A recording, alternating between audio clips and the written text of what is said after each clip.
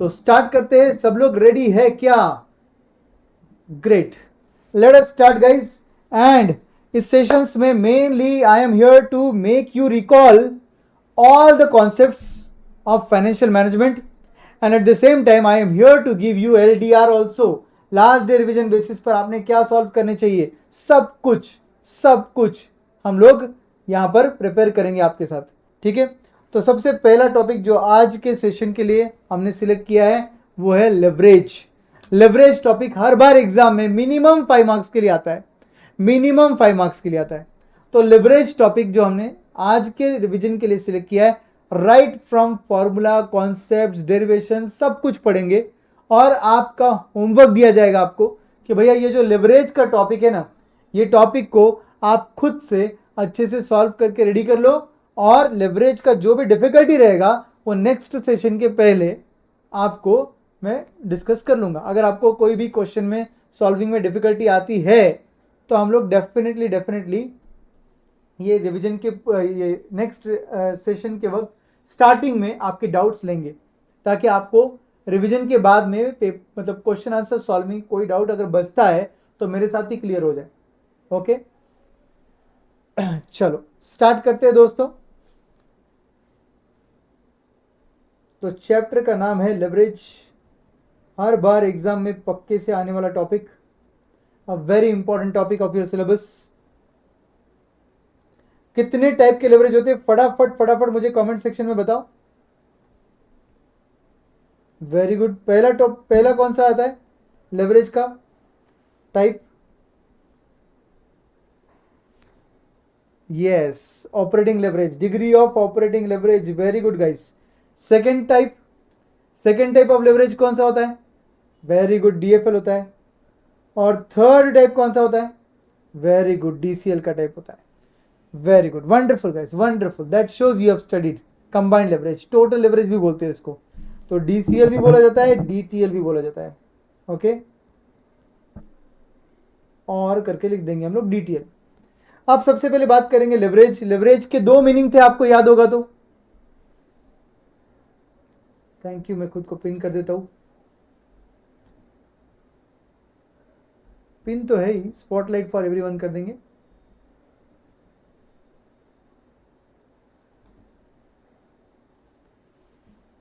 Yes, तो risk का मतलब, ये लेवरेज का मतलब होता है risk as well as advantage, advantage as well as risk, इसका मीनिंग होता है लेवरेज का।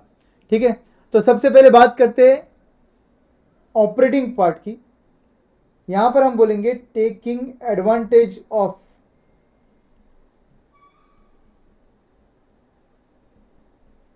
Operations of business, taking advantage of operations of business that is dash cost. कोई बता पाएगा कौन से कॉस्ट का हम एडवांटेज लेते हैं यहां पर ऑपरेटिंग के अंदर? इंटरेस्ट नहीं Karan, yes, fix cost. Very good, fix cost of operation, fix cost of operation का एडवांटेज लिया जाता है यहां पर, उसी को हम बोलते हैं ऑपरेटिंग लेवरेज। ओके, अब यहां पर आते हैं फाइनेंशियल पार्ट पर। यहां पर भी हम बोलेंगे taking advantage of finance of business. क्योंकि ये रिवीजन बैच है तो मैं वैसे नहीं पढ़ाऊंगा जैसे मैंने रेगुलर बैच में पढ़ाया है। मैं हर चीज आपको डायरेक्टली पूछूंगा, भले वो रेशियो से हो या इसी टॉपिक के अगले पार्ट से हो या किसी से भी हो। ठीक है, तो यहां पर taking advantage of finance of business that is, बोलिए क्या आना चाहिए यहां पर? इंटरेस्ट बोल रहे, कुछ लोग इंटरेस्ट बोल रहे, कुछ लोग इंटरेस्ट बोल रहे अभी तक। नहीं Rahul, fix cost and interest तो कंबाइंड में आता है। सब लोग इंटरेस्ट ही बोल रहे अभी तक। Very good Aryaman, very good Chaudhary, great.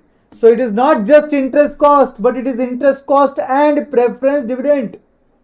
आपका इंटरेस्ट कॉस्ट जो है वो डेट का फिक्स कॉस्ट है, वैसे ही आपका प्रेफरेंस डिविडेंड जो है वो प्रेफरेंस का फिक्स कॉस्ट है।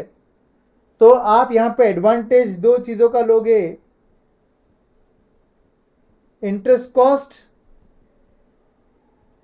एंड प्रेफरेंस डिविडेंड, बिकॉज दोनों भी क्या है? दोनों भी फिक्स कॉस्ट है, दोनों भी फिक्स कॉस्ट है दोस्तों। यस, इसलिए हम दोनों का एडवांटेज लेंगे। और लास्ट में तो हम बोलेंगे भैया टेकिंग एडवांटेज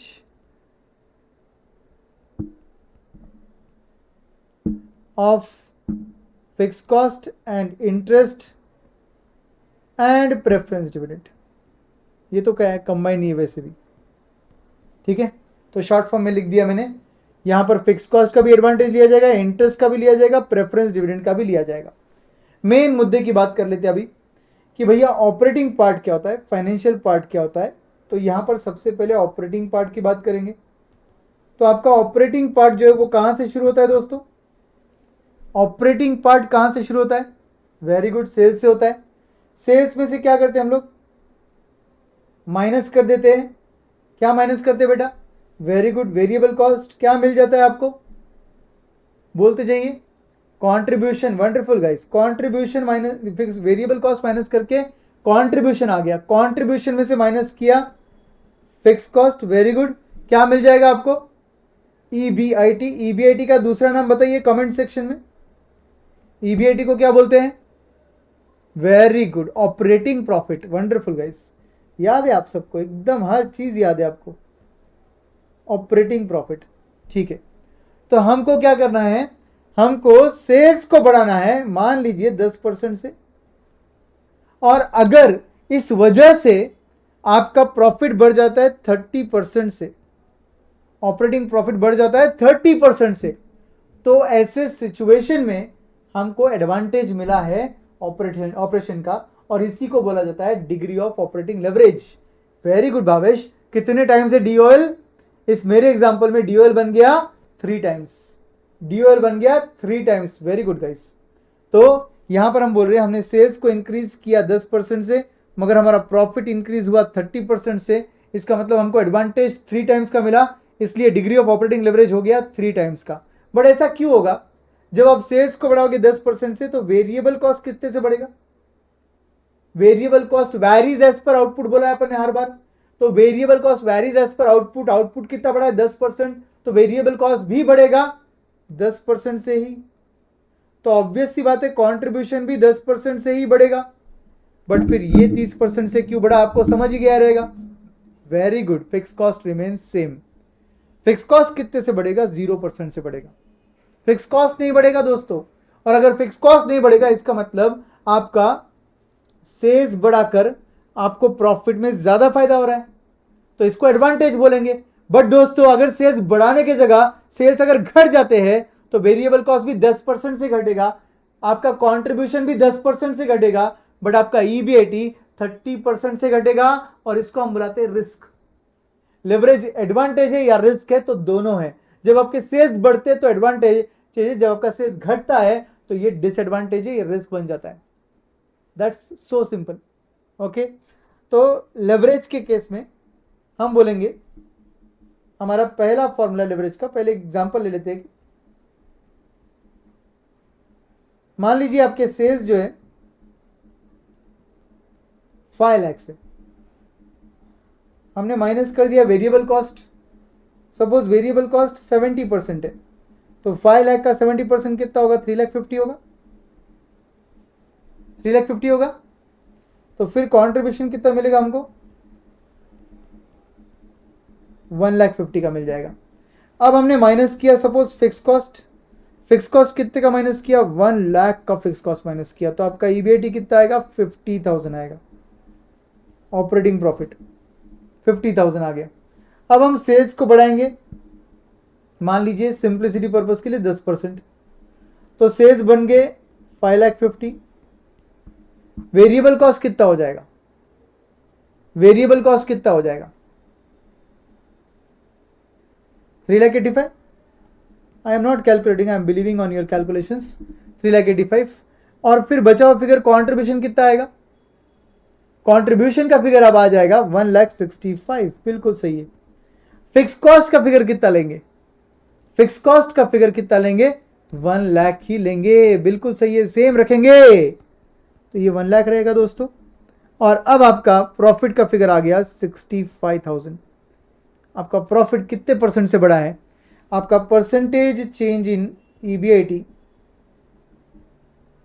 कितना हुआ है 65,000 minus 50,000 divided by 50,000 into 100. Yes guys, कितना आएगा 30%. तो ऐसे हालात में हम बोलेंगे हमने सेल्स को बढ़ाया केवल 10% से और हमारा प्रॉफिट बढ़ा 30% से. एडवांटेज कितने गुना हो गया 3 टाइम्स का एडवांटेज हो गया. तो ऐसे केस में हम बोलेंगे dual is 3 times. What is the formula for dual? That means what is the formula for dual? There are 2 formulas for dual. पहला परसेंटेज चेंज वाला फॉर्मूला बताएंगे आप मुझे. पहला फॉर्मूला रहेगा percentage change in EBIT divided by percentage change in sales. ठीक है, percentage change in EBIT divided by percentage change in sales. आप एक नोटिस कीजिए बात, आप instead of percentage change in sales क्या आप परसेंटेज चेंज इन, हाँ बोलिए, instead of percentage change in EBIT sorry percentage change in sales की जगह can we take percentage change in contribution also? Can we take percentage change in contribution also?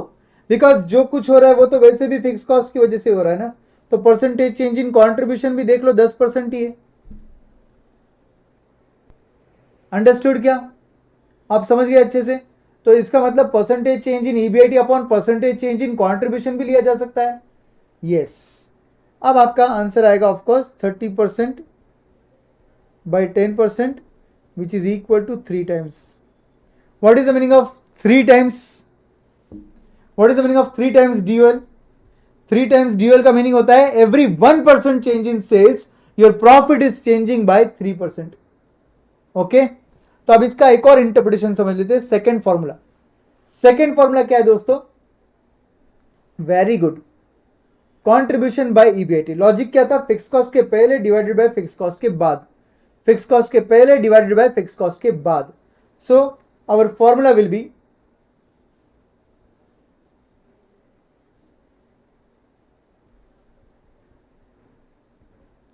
Contribution divided by EBIT. But याद रखिए ये singular data के लिए formula applicable रहेगा. So it will be contribution divided by EBIT 1,50,000 divided by 50,000 and that gives me again the answer of 3 times. तो ये आपका logic बनता है, राइट? तो ये सब चीज़ें हमने क्लास में डिस्कस की है, अच्छे से समझी भी है और आपको भी ये सब चीज़ें आती है. ठीक है, तो ये था आपका कंट्रीब्यूशन के ऑपरेटिंग लेवरेज के दोनों फॉर्मूलेस. पहला परसेंटेज चेंज वाला और दूसरा normal formula. Normal formula singular data के लिए एप्लीकेबल होता है. परसेंटेज चेंज वाला बिटवीन 2 फिगर्स एप्लीकेबल होता है, राइट? अब बात करेंगे 3 टाइम्स का और इंटरप्रिटेशन की बात करेंगे. 3 टाइम्स ऑपरेटिंग लेवरेज का मीनिंग, अगर मुझे अपना EBIT डबल करना है तो हमने कितने परसेंट से सेल्स बढ़ाने चाहिए? Can you tell me the answer for this? If a company wants to double its EBIT,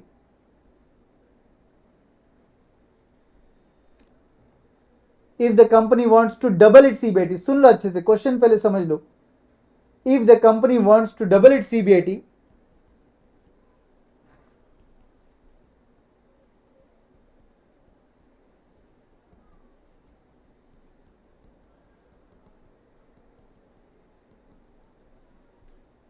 what should be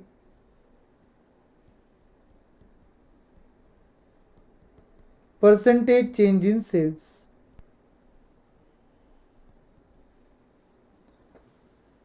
The percentage change in sales, many of you are saying 33.33%. Very good guys. Logic is very simple. यहाँ पर sales, ये EBIT, चलो EBIT इधर रख देते हैं, आपको ऐसी आदत है. ठीक है, सेल्स 1% तो EBIT 3%. अगर EBIT को डबल करना है मतलब EBIT को 100% से चेंज करना है तो सेल्स को कितना करेंगे? Common sense, 100 divided by 3, 33.33%. Very good, very good. If company wants to 0 its EBIT. अब बताइए आंसर क्या रहना चाहिए? If company wants to make the EBIT 0, तो what should be percentage change in sales? Company अगर अपना ईबीआईटी 0 करना चाहेगा तब भी percentage change in sales, very good guys, 33.33% ही रहेगा। फर्स्ट केस में इंक्रीज रहेगा, सेकंड केस में डिक्रीज रहेगा। जब हम डबल बोलते तो इंक्रीज रहेगा 33.33% से, और जब हम बोलते कि 0 करना तो उस टाइम पे डिक्रीज करना होगा 33.33% से। Wonderful guys, wonderful, absolutely correct. यही था हमारा main concept of operating leverage. मतलब यहां पर लिखने के लिए लिख देते हैं ऑपरेटिंग लेवरेज का फॉर्मूला, मेरे साथ लिखते जाइए, ये रनिंग नोट्स आपको भी बनाने हैं। फर्स्ट फॉर्मूला हम लिखेंगे contribution divided by EBIT,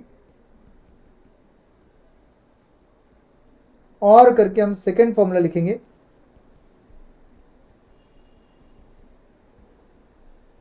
percentage change in EBIT divided bye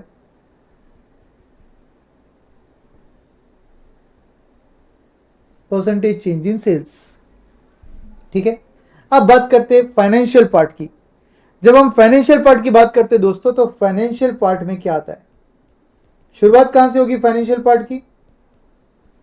very good, EBIT minus क्या होगा? वेरी गुड, इंटरेस्ट क्या मिलता है? EBT, wonderful. ईबीटी में से क्या माइनस होता है? टैक्स माइनस होता है, वेरी गुड। क्या मिलता है फिर आपको? टैक्स माइनस करने के बाद आपको ईएटी मिलता है। क्या हम ईएटी को एनआई बोल सकते हैं? नॉट ऑलवेज, बट कब बोलेंगे? जब there are no preference shares, तब EAT will become your NI. Very good guys. अब ऐसे केस में आपका ईपीएस डायरेक्टली निकलेगा NI divided by number of equity shares से। EPS is equal to NI divide by number of equity shares. Very good. तो इस तरीके से आपका फाइनेंशियल पार्ट आता है। ओके, फाइनेंशियल पार्ट में अगर आपका ईबीआईटी 30% से ऊपर जा रहा है, मगर बदले में आपका ईपीएस 60% से ऊपर जा रहा है, तो ऐसे केस में हम क्या बोलेंगे? हमारा ऑपरेटिंग लेवरेज जैसे इंटरप्रेट किया था वैसे ही सेम फाइनेंशियल लेवरेज का इंटरप्रिटेशन होगा 2 times. Very good guys, very good, 2 times. तो ऐसे केस में हम बोलेंगे its 2 times. Can you tell me the financial leverage formula? Financial leverage formula बोल सकते हो आप? Very good, wonderful guys. Percentage change in EPS divided by percentage change in EBIT. मेरे एग्जांपल में 60% बाई 30% करोगे तो आंसर 2 टाइम्स आएगा। Remember, leverages are always in times. ये सब क्यों हुआ? मगर जब आप ईबीआईटी को बढ़ाते हो 30% से, तब आपका इंटरेस्ट चेंज नहीं होता, आपका इंटरेस्ट में कोई चेंज नहीं होता है, तो इसलिए resultant change in EBT, EPS वगैरह सब कुछ ज्यादा होता है। तो can you tell me resultant change in EBIT कितना होगा? ईबीटी का चेंज कितना होगा? इधर ही चेंज 30% हो जाएगा, इधर ही चेंज 60 हो जाएगा 30 का, सॉरी 60 हो जाएगा 30 का। क्यों? क्योंकि इंटरेस्ट कॉस्ट एक फिक्स कॉस्ट है, तो इसीलिए डायरेक्टली हमको चेंज कहां मिल रहा है? ईबीटी में मिल रहा है। तो कैन वी से, इसका मतलब हमारा numerator percentage change in EPS की जगह परसेंटेज चेंज इन ईबीटी भी ले सकते हैं हम लोग। Are you understanding the logic? All of you, are you understanding the logic? मेरा इंटरेस्ट का चेंज 0 है, इसका मतलब इधर ही मेरा चेंज 60% आ रहा है, और अगर इधर ही चेंज 60% है तो परसेंटेज चेंज इन ईपीएस की जगह हम परसेंटेज चेंज इन ईबीटी भी लिख सकते हैं, क्योंकि बाद में का टैक्सेशन हो या ईएटी हो या ईपीएस हो, वो तो प्रोपोर्शनेटली चेंज होगा ना। जितना इनकम रहेगा उसके हिसाब से टैक्स आएगा, जितना टैक्स रहेगा उसके हिसाब से एनआई आएगा, और जितना एनआई रहेगा उसके हिसाब से ईपीएस आएगा। Are you understanding my friends? क्या आपको ये बात समझ में आ रही है? एग्जाम में आपको परसेंटेज चेंज इन ईपीएस की जगह परसेंटेज चेंज इन ईबीटी भी यूज करना पड़ सकता है। वेरी गुड, चलो सही। अब इसको एग्जांपल लेने की जरूरत नहीं है, दूसरा फॉर्मूला बात करते हैं। अगर इंटरेस्ट की वजह से ये सब कुछ हो रहा है, तो सीधा सीधा डीएफएल का दूसरा फॉर्मूला, डीएफएल का second formula will be very good guys, EBIT divided by EBT. Interest के पहले ईबीआईटी, इंटरेस्ट के बाद ईबीटी, तो बन गया फॉर्मूला मेरा EBIT by EBT, right. Same logic singular data के लिए सेकेंड वाला फॉर्मूला रहेगा, बिटवीन टू डेटा के लिए फर्स्ट वाला फॉर्मूला रहेगा। ओके, तो काफी बार आपको पता है कि डीएफएल ये वाला फॉर्मूला मतलब ये दिया रहता है और हमें कहीं नहीं तो कहीं नीचे वाला एलिमेंट कुछ निकालना पड़ सकता है। Let me tell you directly, I am getting to the conclusion how to solve the question वगैरह, because this is not regular batch, this is revision batch. तो इसलिए मैं आपको बता रहा हूँ कि कंक्लूजन कैसे होता है। अभी इसका देखो, काफी बार ऐसा होता है, can we write the same formula as EBIT divided by EBIT minus interest? Can we write like this? Yes. तो फिर ऐसे केस में ये वाला फॉर्मूला इस तरीके से लिखकर क्या फायदा हुआ आपको? Is very simple.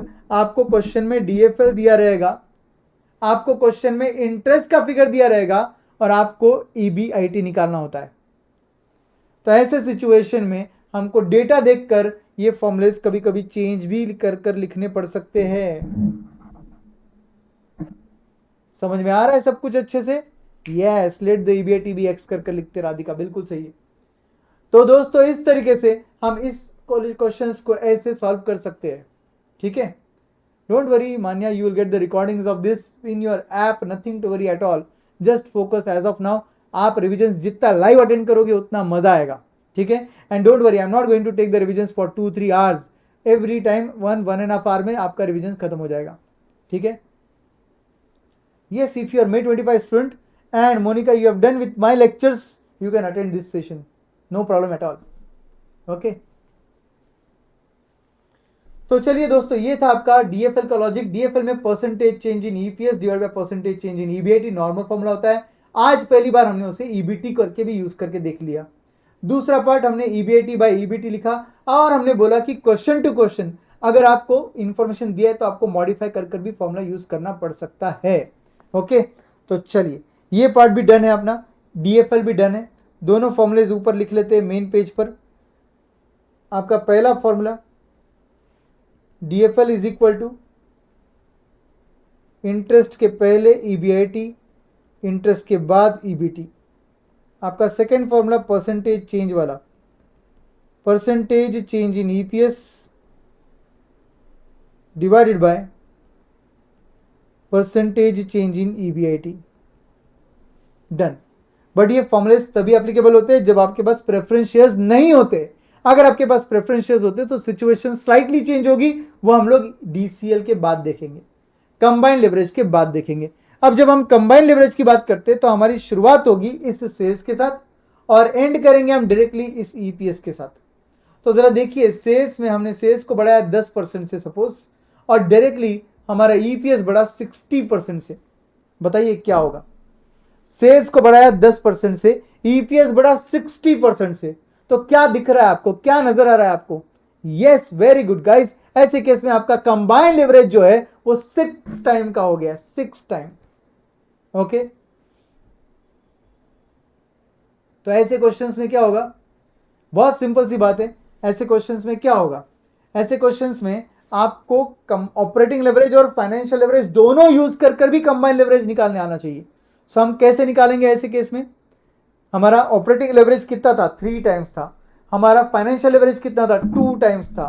तो हमारा कंबाइंड लेवरेज कितना आ रहा है? 6 टाइम्स आ रहा है। Very good, that means you get another formula DOL into DFL. It will give you DCL. Okay, Priyanka, be very careful what you are writing. I am saying DOL into DFL. Okay, तो ऐसे case में हमको DCL मिलेगा। फिर तो यहां पर DCL का फॉर्मूला, DCL के लिए शुरुआत होगी सेल्स के साथ, 10% से सेल बढ़ेंगे और डायरेक्टली मैं लिख रहा हूं EPS 60% से बढ़ेगा। तो ऐसे केस में डायरेक्टली हो जाएगा 6 टाइम का DCL। DCL बन जाता है 6 टाइम्स। तो फॉर्मूला निकाल लेते हैं, एक बार लिख लेते हैं यहां पर फॉर्मूला। पहला फॉर्मूला आपका रहेगा DCL इज इक्वल टू, बोलिए, दोनों के पहले एंड दोनों के बाद परसेंटेज चेंज तो आएगा, no doubt. EPS divide by sale, बिल्कुल सही बोल रहे हो सब लोग। परसेंटेज चेंज का फॉर्मूला एब्सोल्युटली करेक्ट बोल रहे हो। चलो मैं आपके लिए लिख लेता हूं यहां पर परसेंटेज चेंज इन EPS जो आप बोल रहे हो।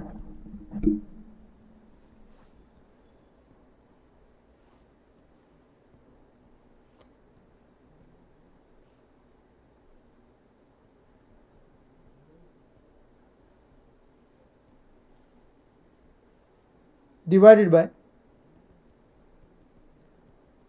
परसेंटेज चेंज इन सेल्स, ये फॉर्मूला लिख दिया हमने।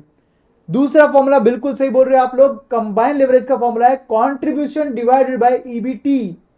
दोनों के पहले एंड दोनों के बाद। क्या बोल रहा हूं मैं, ध्यान से सुनिए। फिक्स कॉस्ट कहां पर है सर, इधर है। इसके पहले क्या दिख रहा है, कंट्रीब्यूशन। और इंटरेस्ट कॉस्ट कहां है सर, इधर है। इसके बाद क्या दिख रहा है, ईबीटी। तो फॉर्मूला बन जाएगा दोनों के पहले, मतलब इंटरेस्ट एंड फिक्स कॉस्ट के पहले contribution, interest and fix cost के बाद EBT. Your formula will be contribution divided by EBT. ठीक है, तो इन दोनों के बीच में एक और फॉर्मूला आ जाएगा, DCL is equal to TOL into DFL. दोनों लिवरेजेस को अगर आप मल्टीप्लाई कर देते हो तो आपको कंबाइन लिवरेज मिल जाता है। याद रखिए डीसीएल की जगह डीटीएल भी वर्ड यूज होता है क्वेश्चन में। Okay guys, done. यहां तक का सब कुछ डन है, लिवरेज डन। अब थोड़ा सा कंबाइन लिवरेज भी हमने देख लिया। अब बात करते हैं कंबाइन लिवरेज के अंदर और फाइनेंशियल लिवरेज के अंदर अगर प्रेफरेंस शेयर रहेगा तो क्या करना है। ठीक है, तो दोस्तों प्रेफरेंस शेयर रहने के बाद आपका ईएटी आपका एनआई नहीं बनता है, आपको पता है। तो ऐसे सिचुएशन में क्या होता है, if preference dividend is given, तो ऐसे सिचुएशन में ईबीआईटी माइनस करेंगे इंटरेस्ट, मिलेगा आपको ईबीटी, माइनस करेंगे हम टैक्स, मिलेगा हमको ईएटी। अब इसको एनआई मत बुलाना, इसमें से माइनस करना होगा प्रेफरेंस डिविडेंड, तो आपको मिल जाएगा एनआई, नेट इनकम। और इस नेट इनकम से आप निकाल लोगे EPS, NI divided by number of equity shares. याद रखिए ईपीएस निकालते वक्त नंबर ऑफ शेयर्स नहीं लिए जाते, नंबर ऑफ इक्विटी शेयर्स लिए जाते, क्योंकि प्रेफरेंस शेयर्स यहां पे ऐड नहीं होते, बिकॉज प्रेफरेंस शेयर वालों को जो मिलना था वो लेस करने के बाद के इनकम को हम डिवाइड कर रहे हैं नंबर ऑफ शेयर्स पर। तो वो number of shares obviously equity shares ही रहने वाले। ओके, तो अब बात करेंगे इसके लॉजिक की। तो अब क्या करेंगे हम लोग, अगर मैं आपको बोल रहा हूं फाइनेंशियल लिवरेज, तो फाइनेंशियल लिवरेज में आप पहला फायदा सिर्फ इंटरेस्ट का उठाते थे, अब आप फायदा प्रेफरेंस डिविडेंड का भी उठाओगे, बिकॉज इंटरेस्ट जैसे एक फिक्स कॉस्ट ऑफ फाइनेंस है, प्रेफरेंस डिविडेंड भी आपका फिक्स कॉस्ट ऑफ फाइनेंस है। तो अब ऐसे केस में दोनों के पहले ईबीआईटी दिख रहा है आपको, तो चलो पहले ओरिजिनल फॉर्मूला आपके लिए लिख लेता हूं, ईबीआईटी डिवाइडेड बाय ईबीटी। ये ओरिजिनल फॉर्मूला था आपका। इस ईबीटी को मैं ईबीआईटी माइनस इंटरेस्ट लिख सकता हूं, बिल्कुल लिख सकते हैं सर आप, अब तक तो आपने फॉर्मूला बदला भी नहीं, बराबर। बट जैसे इंटरेस्ट लेस किया एक फिक्स कॉस्ट के तौर पे, वैसे ही हमारा एक और फिक्स कॉस्ट है, वो है प्रेफरेंस डिविडेंड, तो वो माइनस करना होगा।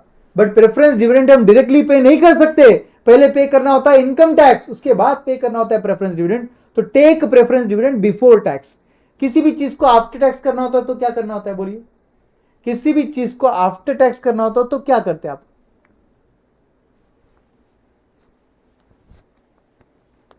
Into 1 minus tax. Very good, किसी भी चीज को आफ्टर टैक्स करने के लिए इनटू 1 माइनस टैक्स करते हैं आप। अगर बिफोर टैक्स करना होता है तो क्या करोगे आप, आफ्टर के लिए अगर इनटू 1 माइनस टैक्स कर रहे हो तो बिफोर के लिए क्या करोगे, डिवाइडेड बाय 1 माइनस टैक्स। तो प्रेफरेंस डिविडेंड को डिवाइडेड बाय 1 माइनस टैक्स करना है। ध्यान से सुनिए दोस्तों, पीडी को डिवाइडेड बाय 1 माइनस टैक्स करते हैं आप, not the whole thing is divided by 1 minus tax. ये पूरा denominator divide by 1 minus tax नहीं है भाई, सिर्फ PD divided by 1 minus tax है। ओके, तो इस तरीके से आपका यहां पर सिंपल सा लॉजिकल एक्सप्लेनेशन आ जाता है for DFL formula. Okay, what about DCL formula दोस्तों, डीसीएल का भी ऐसा मिलता जुलता फॉर्मूला था। क्या फॉर्मूला था सर, वो कंट्रीब्यूशन डिवाइडेड बाय ईबीटी था। वो क्या हम कंट्रीब्यूशन डिवाइडेड बाय ईबीटी को सेम तरीके से ईबीटी की जगह EBIT minus interest and again minus PD divided by 1 minus tax कर देंगे? यस, और ये फॉर्मूला बन गया आपका कंबाइन लेवरेज का फॉर्मूला। तो जब आपके पास प्रेफरेंस डिविडेंड दिया रहता है तब आपका डीएफएल का फॉर्मूला बदल के यूज करना होता है, डीसीएल का फॉर्मूला बदल के यूज करना होता है। ओके राइट, तो यहां तक का सब पार्ट आपको क्लियरली समझ में आ गया है। तो लेवरेज के कितने फॉर्मूलेज हमने देखे, हमने लेवरेज के अब तक कुल मिलाकर 2 + 2 + 3 और ये 2 टोटल मिलाकर हमने 9 फॉर्मूलेज देख लिए, राइट, 9 फॉर्मूलेज। एक 10th फॉर्मूला मैं आपके साथ जोड़ना चाहूंगा एक एक्सप्लेनेशन के बाद। सबसे पहला question, should DOL be high और लो प्रिफर्ड? बोलिए इसका answer. Very good, very good, that means you are studying. It should be low preferred. Why it should be low preferred? तो यहां पर हम पहले लिख देंगे DOL should be low preferred because if DOL is high, तो क्या होगा दोस्तों? if DOL is high, what will happen? DOL ज्यादा है मतलब ही आपका फिक्स कॉस्ट ज्यादा है। Very good guys, very good. अगर फिक्स कॉस्ट ज्यादा है तो टोटल कॉस्ट ज्यादा है। टोटल कॉस्ट अगर ज्यादा है तो आपका ब्रेक इवन पॉइंट ऊपर चला गया, और अगर आपका ब्रेक इवन पॉइंट ऊपर चला गया है तो इसका मीनिंग बहुत सिंपल है, आपका मार्जिन ऑफ सेफ्टी नीचे आ चुका है। मार्जिन ऑफ सेफ्टी नीचे आ चुका है। जिन लोगों को ये नहीं समझा, थोड़ा सा एक्सप्लेनेशन देख लीजिए। सेल्स चार्ट है, यहां पर आपका ब्रेक इवन पॉइंट है, बीईपी सेल्स, ये आपका एक्चुअल सेल्स है। आप बोल रहे हो DOL बढ़ा दे रहे हो, मतलब आपका फिक्स कॉस्ट ज्यादा हो जाएगा। फिक्स कॉस्ट ज्यादा आ जाएगा तो total cost is nothing but variable plus fix cost. Fix cost ही अगर ज्यादा है तो वेरिएबल कॉस्ट ऐड करने के बाद टोटल कॉस्ट तो ऊपर ही जाएगा। टोटल कॉस्ट जब ऊपर जाएगा तो ब्रेक इवन पॉइंट शिफ्ट हो जाएगा। तो break even point will be here now, new break even point. अगर न्यू ब्रेक इवन पॉइंट ये था तो ओरिजिनल आपका ये मार्जिन ऑफ सेफ्टी था, और अब आपका मार्जिन ऑफ सेफ्टी सिर्फ इतना सा रह गया। तो आपको क्या दिख रहा है? न्यू मार्जिन ऑफ सेफ्टी आपका कम है compare to old margin of safety. इसका मतलब आपको दिख रहा है कि जब जब आप DOL बढ़ाओगे, जब जब आप DOL बढ़ाओगे आपका मार्जिन ऑफ सेफ्टी घटेगा। जब जब आप DOL बढ़ाओगे मार्जिन ऑफ सेफ्टी घटेगा। इसका मतलब आपका DOL and margin of safety they are both inversely related. तो अगर वो बोथ इनवर्सली रिलेटेड है तो इसका मतलब DOL का एक और फॉर्मूला बन सकता है 1 divided by margin of safety. उल्टा है बेटा, आर्यमन, उल्टा उल्टा है। आप बोल रहे हो कि सर DOL ऊपर जाने से फिक्स कॉस्ट क्यों ऊपर जाता है? नहीं बेटा, जब आप फिक्स कॉस्ट बढ़ाओगे ना तो DOL ज्यादा है। DOL ज्यादा है मतलब ही फिक्स कॉस्ट ज्यादा है, या फिक्स कॉस्ट ज्यादा है मतलब DOL ज्यादा है। आई will give you example, you will understand. ये अपन ने सॉल्व किया अभी अभी एग्जांपल। इस एग्जांपल में जस्ट अंडरस्टैंड, अगर मेरा फिक्स कॉस्ट 1 लाख की जगह 1,20,000 होता तो क्या होता बेटा? 1 लाख की जगह 1,20,000 होता तो क्या होता? तो 1,50,000 माइनस 1,20,000 करते यहाँ पे 30,000 आता, और यहाँ पे 30,000 आता है। इसका मतलब यहाँ पर 1,50,000 है। फॉर्मूला क्या है? कॉन्ट्रीब्यूशन डिवाइड बाई EBIT है। 1,50,000 डिवाइड बाई 30,000 करके देखो आंसर कितना आएगा, बोलो। 1,50,000 डिवाइड बाई 30 करोगे, ये 5 टाइम्स आ रहा है। तो मैंने क्या किया आर्मिन, आपके सामने मैंने क्या किया? मैंने फिक्स कॉस्ट को 1 लाख की जगह 1,20,000 ले लिया। फिक्स कॉस्ट को मैंने बढ़ाया तो देखो मेरा क्या हो गया, मेरा DOL जो है वो 5 टाइम्स हो गया इंस्टेड ऑफ कितना? 3 टाइम्स। 3 टाइम्स की जगह मेरा DOL कितना बन गया? 5 टाइम्स बन गया। तो बहुत सिंपल है, जितना फिक्स कॉस्ट बढ़ाओगे उतना आपका DOL बढ़ता है। ओके, तो यहां पर मैंने वही लिखा है, जितना DOL हाई मतलब फिक्स कॉस्ट उतना हाई है। फिक्स कॉस्ट अगर हाई है तो टोटल कॉस्ट हाई है, ब्रेक इवन पॉइंट ऊपर जाएगा और मार्जिन ऑफ सेफ्टी नीचे आ जाएगा। तो इसका मतलब आपका DOL का एक और फॉर्मूला बन गया। कुल मिलाकर हमारे लेवरेज के कितने फॉर्मूलेस बन गए? 10 फॉर्मूले बन गए। तो DOL का एक और फॉर्मूला याद से यहां पर लिख देना, DOL is equal to 1 divided by margin of safety. पिछले लेटेस्ट एग्जाम में मार्जिन ऑफ सेफ्टी यूज कर ही DOL निकालना था, राइट? तो हमने वो भी डिस्कस कर लिया है, क्लास में भी डिस्कस किया था, अगर आपको याद होगा तो अच्छे से। तो 10 फॉर्मूलेस लेवरेज के आपको अच्छे से समझ के याद रखने, ठीक है। एक और कॉन्सेप्ट यहां पर मैं लिख देता हूं, बीटा का कॉन्सेप्ट, जिसको आप सिंबॉलिकली ऐसा बीटा लिखते हो, राइट? बीटा का कॉन्सेप्ट क्या था, याद है आपको? Beta is nothing but sensitivity of our stock with respect to market. Sensitivity of our stock with respect to broad base market. तो यहां पर मैं लिख रहा हूं sensitivity of our stock with respect to market index like Sensex, Nifty, कुछ भी ले लो, ठीक है। Beta is high, risk is high, beta is low, risk is low, बिल्कुल सही है कंपेयर टू मार्केट। तो 2 मिनट के लिए सोचते हैं कि एग्जैक्टली क्या है ये। अगर यहाँ पर मैं सेंसेक्स लिख देता हूँ, यहाँ पर मैं रिलायंस इंडस्ट्रीज का शेयर लिख देता हूँ, और यहाँ पर मैं उसका बीटा लिख देता हूँ। मान लीजिए सेंसेक्स जो है 10% ऊपर गया, रिलायंस इंडस्ट्री 25% ऊपर गया। बाय द वे बोनस हो गया अभी तो शेयर्स, फिर भी कुछ खास बढ़ोतरी नहीं है शेयर्स में, बट मुझे लगता है कि रिलायंस जो है वो अभी से और आगे बहुत दौड़ेगा, ठीक है। ठीक है, तो ऐसे केस में आपका बीटा वैल्यू 2.5 है। इस स्टॉक को आप क्या बोलते हैं? एग्रेसिव स्टॉक, क्योंकि इसका बीटा 1 से ज़्यादा है, मतलब मार्केट से ज़्यादा भागने वाला स्टॉक है ये। और अगर मार्केट बढ़ेगा 10% से और ये स्टॉक केवल 5% से बढ़ेगा, तो इसका बीटा जो है वो 0.5 रह जाएगा। इसका मतलब ये बीटा जो है वो लेस एग्रेसिव है, कंजर्वेटिव बीटा है। और अगर मार्केट दौड़ेगा 10% से, आपका स्टॉक भी दौड़ेगा 10% से, तो आपका बीटा वैल्यू जो है वो 1 बन जाएगा। Your risk is at par with market. Market का रिस्क और आपके स्टॉक का रिस्क, दोनों का रिस्क सेम है, इसको बोलते हैं beta value is equal to 1। तो यहां पर हम बोलेंगे रिस्क ग्रेटर देन मार्केट, इसको बोलेंगे लेस देन मार्केट, इसको बोलेंगे इक्वल टू मार्केट, अगर मैं रिस्क की बात करूं तो। और ये कौन से रिस्क की बात कर रहे हैं हम लोग? रिस्क स्टॉक में 2 टाइप के रिस्क होते हैं।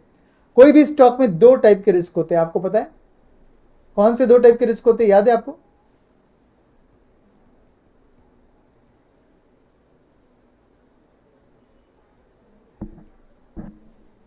नहीं नहीं नहीं नहीं, ऑपरेटिंग फाइनेंशियल नहीं, नहीं नहीं, ध्यान से देखिए। Unsystematic risk and systematic risk, ये रिस्क की बात कर रहा हूं मैं। Systematic and unsystematic risk. Systematic risk is also called as diversifiable risk,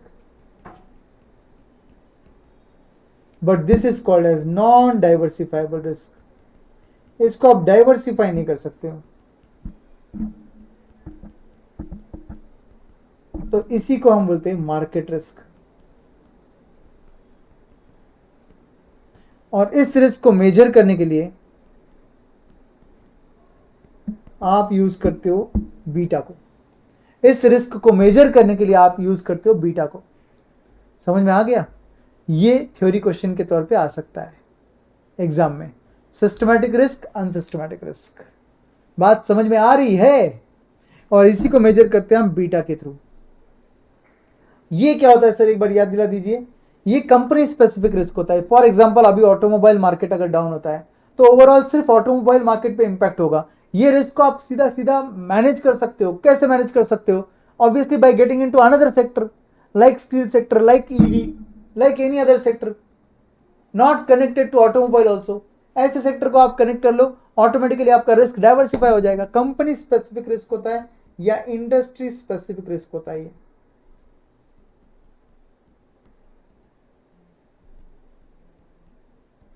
but this risk is common to all. तो आप इसे डाइवर्सिफाई नहीं कर सकते। अगर ये कॉमन टू ऑल है तो इसको आप डाइवर्सिफाई नहीं कर सकते, उसको आप डाइवर्सिफाई कर सकते हो। आप इसे डाइवर्सिफाई नहीं कर सकते तो एक काम कीजिए, मेजर तो करके रख दीजिए। और मेजर करने के लिए आपके पास होता है बीटा। समझा का बेटा? अच्छे से समझा है सब कुछ? तो इसी को हम बोलते हैं leverage, right? Chipping sir, very good Charu, great great great.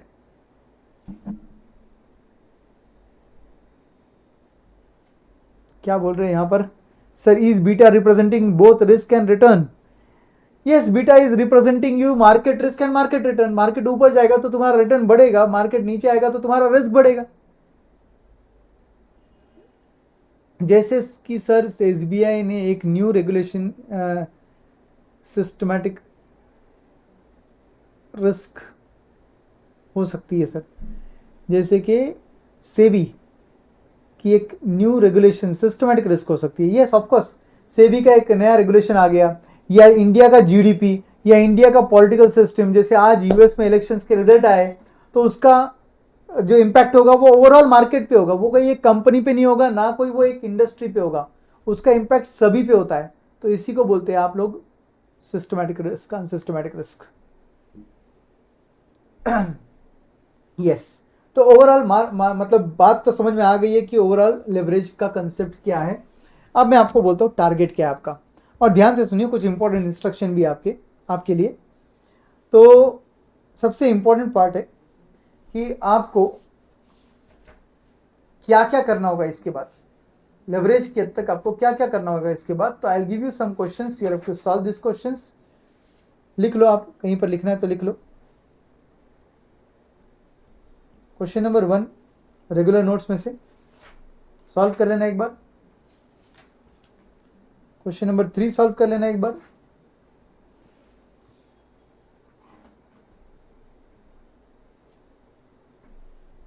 Question 6 solve करना एक बार। क्वेश्चन 8 सॉल्व कर लेना, एंड क्वेश्चन नंबर 9 सॉल्व करना है आपको। प्रेफरेंस शेयर्स के एडजस्टमेंट के लिए आपको क्वेश्चन नंबर 12 सॉल्व करना है। तो एंड 9 नहीं बोलना है आपको, कॉमा 9 बोलना है। 12 सॉल्व करना है आपको, वो एडजस्टमेंट के एंगल से अच्छा रहेगा।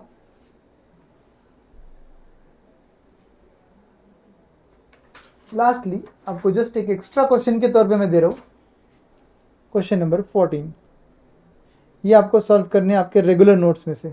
अगर आप मेरे एग्जाम ओरिएंटेड स्टूडेंट हो तो आपको डेफिनेटली एग्जाम ओरिएंटेड के एंगल से ये एग्जाम ओरिएंटेड के क्वेश्चंस भी बिल्कुल सेम नंबर के क्वेश्चन से आपको सॉल्व करने हैं। और ये तो रेगुलर में से आप सॉल्व कर ही लोगे, रेगुलर बैच में से, रेगुलर नोट्स में से, रादर नो नोटबुक कॉन्सेप्ट में से। उसके अलावा आपको एफएम क्वेश्चनर, आपको एफएम क्वेश्चनर जो है ना बेटा, ऑल क्वेश्चंस सॉल्व करने। अब मैं आपको समझाता हूं कि पहले क्या करना है। पहले आपको ये सब सॉल्व करना है, उसके बाद इस पर आना है। ठीक है, समझ गए अच्छे से? राइट। अब लास्ट एक कॉन्सेप्ट है, वो है शुड द डीओएल के जैसा, should the DFL of the company be high और लो प्रेफर्ड। लास्ट क्वेश्चन बताइए मुझे, फिर हम क्लोज करते हैं। Should DFL be high oblique low preferred? Very good, few of you are giving me correct answer. Very good. Depends. Depends on what? Depends on how many factors? 2 factors. Depends on 2 factors. Which 2 factors? Which 2 factors? Very good, very good. Return on investment and interest rate. Okay, so it depends. And किस पे depend है? DFL is favourable,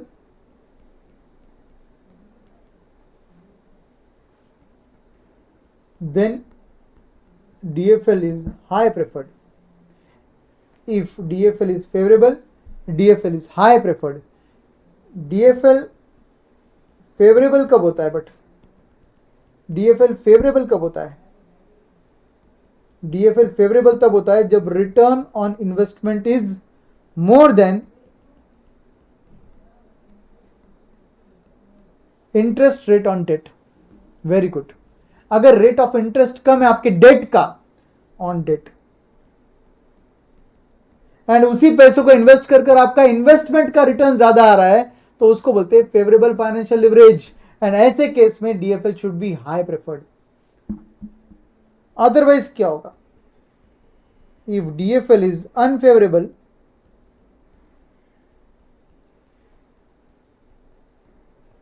then DFL should be low preferred. DFL unfavourable कब रहेगा? DFL unfavourable रहेगा जब ROI is less than your interest rate on debt. आपके loan पर जो रेट ऑफ इंटरेस्ट है वो ज्यादा है और आपका रिटर्न इन्वेस्टमेंट कर कम आ रहा है, तो डेफिनेटली ऐसे केस में जितना कम लोन लोगे उतना अच्छा है, राइट? तो ये था आपका डीएफएल और डीओएल के बारे में डिस्कशन। ये मेनली डीएफएल के बारे में डिस्कशन हमने किया। ओके, यस तनिषा बिल्कुल सही है। ये जो क्वेश्चंस मैंने आपको बोले ये सेकेंड रिवीजन के लिए काम में आने वाले क्वेश्चन से LDR है। लास्ट डे रिवीजन अगर आप ये कर लोगे तो बहुत अच्छा हो जाएगा। और एग्जाम के एक दिन पहले तो आपको ये सब भी करने नहीं है। इनमें से अगर कुछ गलत गया रहेगा तो उसे LDR मार्क करो, इनमें से कुछ गलत गया रहेगा तो उसको LDR मार्क करो। लास्ट डे उनको सॉल्व करना है आपको, राइट। और एक और बात important, combination of DOL and DFL। अगर DOL लो है, DFL भी लो है, तो इसे क्या बुलाते हैं? इसे क्या बुलाते हैं?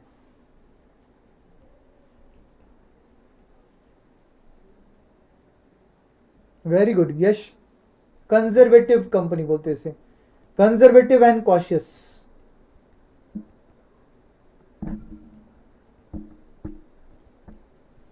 कंजर्वेटिव एंड कॉशियस कंपनी बोलते हैं इसको। दोनों लेवरेजेस कम है, ऐसे केस में आपका एडवांटेज आपको कुछ मिल ही नहीं रहा है। अगर दोनों लेवरेजेस हाई रहेंगे तो रिस्की कंपनी बोलते हैं, क्योंकि थोड़ा भी अगर खिसका सेल तो जबरदस्त तरीके से आपका EPS खिसकेगा, एकदम धार से नीचे आ जाएगा। उसको बोलते हैं वेरी रिस्की है, एग्रेसिव कंपनी। अगर DOL हाई है तो ये तो उल्टा कर दिया तुमने, DOL जो कम होना चाहिए था उसे ज्यादा रख दिया, बट तुमने DFL को कम कर दिया। फिर इसको देखकर, DOL को देखकर DFL को कम कर दिया। बिल्कुल सही बोला दोस्तों आपने, इसे केयरफुल अप्रोच बोलते हैं। एंड लास्ट केस में केयरफुल अप्रोच बिकॉज तुमने लिवरेज को बैलेंस कर दिया। एटलीस्ट भले अपोजिट हो गया हो, बट तुमने एटलीस्ट बैलेंस कर दिया, नहीं तो वो रिस्की बन जाता था। एंड लास्ट केस में अगर DOL कम है, जो कि कम ही चाहिए था, DFL हाई है, जो कि अगर फेवरेबल है तो हमें हाई चाहिए, तो हम अज्यूम कर रहे हैं कि वो फेवरेबल है, ठीक है। तो ऐसे केस में इसे बोलते हैं प्रेफरेबल। बिल्कुल सही है, मोस्ट प्रेफरेबल कॉम्बिनेशन है आपके लिए, राइट। तो दोस्तों ये रहा मेरी तरफ से आपके लिए लेवरेज का डिस्कशन।